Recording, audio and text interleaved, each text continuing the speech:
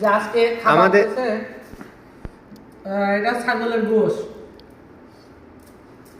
আর এই যে রসুন।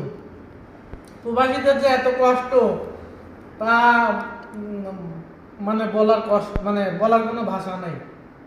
এই যে টাইজির পারে কিস বাইরে খাওয়া দাওয়া করতেছি, অনেক কষ্ট।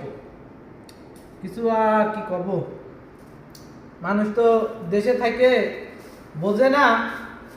এই যে যারা আসবেন বিদেশ তারা দেখবেন যে এই যে ভিডিওটা আমি নেটে ছাড়বো, এরকম কাজের সাইডে কষ্ট করে খাওয়া দাওয়া করা হয়।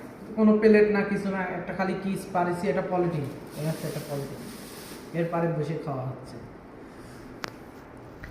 আর এটা আমার বিয়ে করবি বলে মিয়া খুঁজতেছে। কি কিরাম তো সান একটু কন তো